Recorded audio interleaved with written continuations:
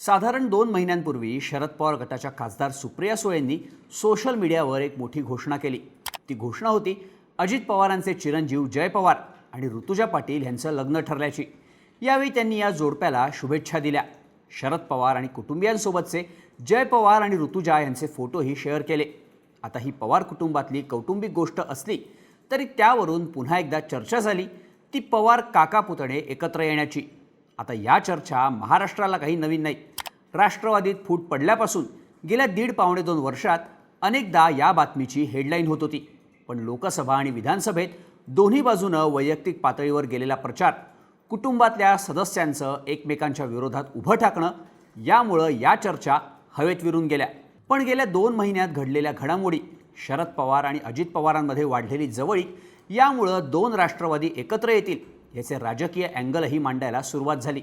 पण आता याबाबत अंतिम निर्णय होण्याची शक्यता वर्तवली जाते। याला कारण म्हणजे शरद पवारांनी अलीकडेच पत्रकारांशी साधलेला संवाद।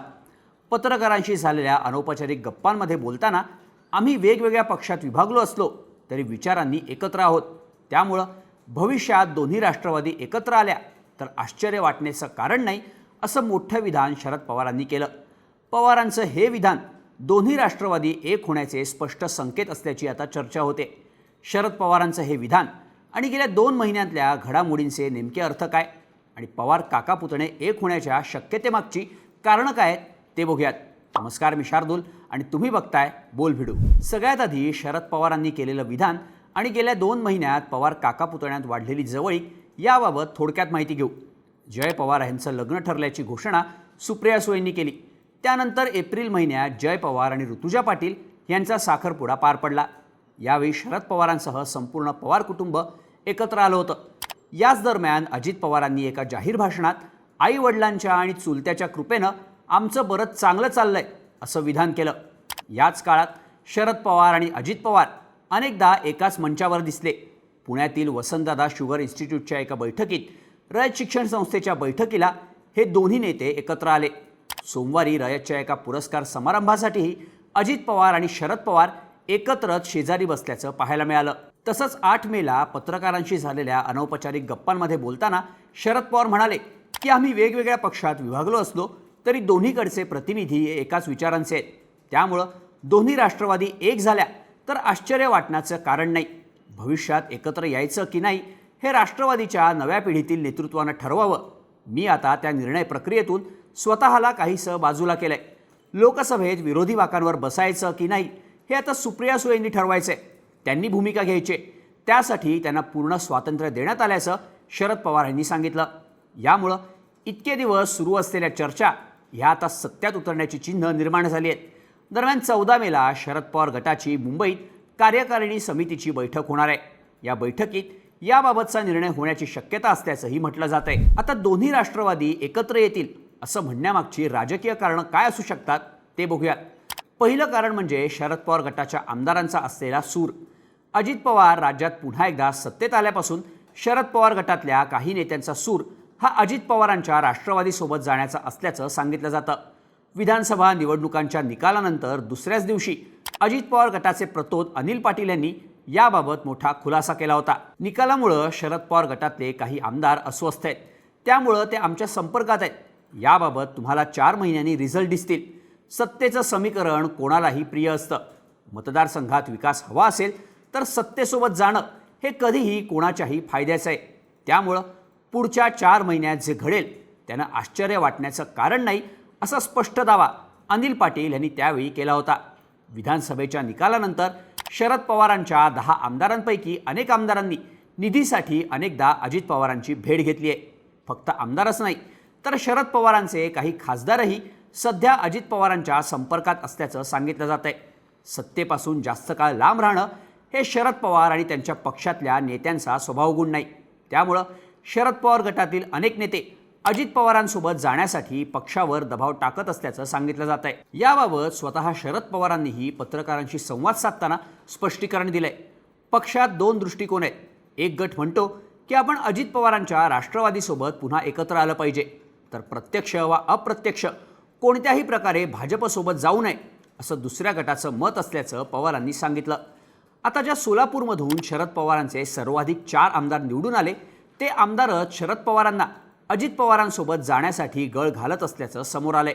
माळशिरसचे आमदार उत्तम जानकर यांनी माध्यमांशी याबाबत बोलताना सांगितलं की सोलापुरातील मी, राजू खरे, नारायण पाटील आणि अभिजित पाटील हे 4 आमदार जयंत पाटील यांच्या माध्यमातून याबाबत पवारांशी चर्चा करत आहोत। आम्ही आमदार खासदार याबाबत सातत्यानं भूमिका मांडत होतो। दोन्ही राष्ट्रवादी एकत्र आल्या तर ताकद वाढेल आणि सगळ्यांना न्याय मिळेल असं जानकरांनी म्हटलंय। आमदार खासदारांच्या या सुरामुळेच दोन्ही राष्ट्रवादी एकत्र येण्याची शक्यता जास्त प्रबळ होत चालली आहे। दरम्यान पक्षात वाढलेली ही चुळबुळ येत्या काही महिन्यात होणाऱ्या स्थानिक स्वराज्य संस्थांच्या निवडणुकीसाठी धोकादायक आहे याची पवारांना चांगलीच जाणीव आहे। स्थानिक स्वराज्य संस्थांच्या निवडणुका तोंडावर असताना पक्षात पडणारी फूट परवडणारी नाही। त्यामुळं जर काका पुतणेच एकत्र येणार असतील तर आपण हालचाल न करता शांत बसण्यात शहाणपण आहे अशी भूमिका शरद पवारांचे आमदार खासदार घेऊ शकतात। त्यामुळं सत्तेसोबत जाऊन पक्षात पडणारी संभाव्य फूट रोखण्यासाठी शरद पवार अजित पवारांसोबत जाऊ शकतात असं आता म्हटलं जात आहे। दोन्ही राष्ट्रवादी एक होतील असं म्हणण्यामागचं दुसरं कारण म्हणजे दोन्ही राष्ट्रवादी आणि भाजपची असलेली गरज। गेल्या वर्षी लोकसभा निवडणुकांमध्ये अजित पवार विरुद्ध शरद पवार या सामन्यात शरद पवारांनी बाजी मारत लोकसभेत आपले 10 पैकी 8 खासदार निवडून आणले, तर अजित पवारांना मात्र आपला एकच खासदार निवडून आणता आला। त्यामुळं अजित पवारांचं भविष्य कठीण असल्याचं सांगण्यात आलं। अजित पवारांना केंद्रात आपली बार्गेनिंग पॉवर वाढवून भाजपवर दबाव आणण्याचं राजकारण खेळता येणार नाही हे स्पष्ट झालं होतं। पण विधानसभेत अजित पवारांनी आपली ताकद सिद्ध केली, त्यामुळे राज्य पातळीवर अजित पवारांचं महत्त्व पुन्हा एकदा वाढलंय। पण यामुळं केंद्रातला त्यांच्या मंत्रिपदाचा मार्ग त्यांच्यासाठी मोकळा होत नाही। शरद पवारांचे खासदार फोडा आणि केंद्रात मंत्रिपद घ्या अशी भाजपनं अजित पवारांना ऑफर दिल्याचा गौप्यस्फोट काही महिन्यांपूर्वी संजय राऊतांनी केला होता। केंद्रात मंत्रिपद हवं असेल तर लोकसभेत किमान 6 खासदार हवेत असं भाजपकडून अजित पवारांना स्पष्टपणे सांगण्यात आल्याचं राऊतांनी म्हटलं होतं। त्यामुळे केंद्रात मंत्रिपद मिळवण्यासाठी शरद पवारांचे 8 खासदार सोबत आले तर केंद्रात अजित पवारांना मंत्रिपद सुटू शकतं। यामुळं राज्याप्रमाणे राष्ट्रीय राजकारणातही अजित पवारांचा होल्ड वाढेल आणि देशपातळीवरही त्यांचं नेतृत्व मोठं होईल। अजित पवारांप्रमाणेच शरद पवारांचीही हीच गरज असल्याचं सांगितलं जातं। सध्या शरद पवारांची राष्ट्रवादी केंद्रात आणि राज्यात विरोधी असलेल्या इंडिया आघाडीत आहे। केंद्रात इंडिया आघाडीला विरोधी संख्याबळ असलं तरी राज्यातल्या निकालामुळं महाविकास आघाडीच्या नेत्यांचं मात्र मोरल डाऊन झालंय। त्यामुळंच इंडिया आघाडी आता कार्यरत नाही, आम्हाला पुन्हा पक्ष उभारावा लागेल असं शरद पवारांनी म्हटलंय। आता शरद पवार राजकीय निवृत्तीच्या दिशेने चाललेत, त्यामुळे आता सुप्रिया सुळेंचं राजकीय भविष्य त्यांना सेट करायचंय। आधी राज्यसभा आणि गेली सलग 4 टर्म लोकसभेवर सुप्रिया सुळे खासदार म्हणून निवडून आल्यात, पण गेल्या 20 वर्षांमध्ये सुप्रिया सुळेंना एकदाही केंद्रात मंत्रिपद मिळालं नाही। त्यामुळे अजित पवारांसोबत गेल्यावर सुप्रिया सुळेंच्याही केंद्रातल्या मंत्रिपदाचा मार्ग मोकळा होणार हे निश्चित आहे। देशपातळीवर सुप्रिया सुळे आणि राज्यात अजित पवार असा सत्तेचा बॅलन्स शरद पवारांनी याआधी ठेवला होता। त्यामुळं आता दोन्ही राष्ट्रवादी एक झाल्या तर साहजिकच केंद्रातलं सुप्रिया सुळेंचं वजन वाढतं। यामुळं दोन्ही राष्ट्रवादी एक येण्याची चर्चा आता होताना दिसते। तर शरद पवारांचं अजित पवारांसोबत येणं ही भाजपचीही गरज असल्याचं सांगितलं जातं। भाजप सध्या नितीश कुमारांची जेडीयू आणि चंद्राबाबूंच्या टीडीपीवर केंद्रातल्या सत्तेसाठी मोठ्या प्रमाणावर अवलंबून आहे। पण शरद पवारांची राष्ट्रवादी जर सत्तेसोबत आली तर केंद्रातलं भाजपचं संख्याबळ चांगलंच वाढू शकतं। शिवाय 7 खासदारांच्या जोरावर बार्गेनिंग पॉवर वाढवणाऱ्या शिंदेंना टॅकल करणंही भाजपला यामुळं सोपं होऊ शकतं। यामुळं दोन्ही राष्ट्रवादी एक होणं भाजपच्याही फायद्याचं असल्याचं सांगितलं जातं। पण अजित पवारांसोबत जाणं म्हणजे भाजपला पाठिंबा देणं असा मेसेज शरद पवारांच्या मतदारांमध्ये जाऊ शकतो। त्यामुळंच शरद पवारांनी हा निर्णय सर्वस्वी सुप्रिया सुळेंवर सोडलाय। पक्षातील तरुण आणि नेत्यांना जे वाटतंय त्याप्रमाणे निर्णय घेण्यात यावा असं शरद पवारांनी स्पष्ट केलंय। यामुळं दोन्ही राष्ट्रवादी एकत्र येण्यात आणि भाजपच्या सोबत जाण्यात आपला कुठलाही रोल नसल्याचं दाखवून शरद पवार सत्तेचं राजकारण खेळू शकतात असं सांगितलं जात आहे। दोन्ही राष्ट्रवादी एक होतील असं म्हणण्याचं तिसरं कारण सांगता येतं ते म्हणजे संस्थात्मक राजकारण। शरद पवार आणि अजित पवार सातत्यानं सामाजिक, शैक्षणिक आणि सहकारी संस्थांमध्ये एकत्र दिसतात। महाराष्ट्रातील साखर सहकारी क्षेत्रात पवार कुटुंबियांचा मोठा प्रभाव आहे.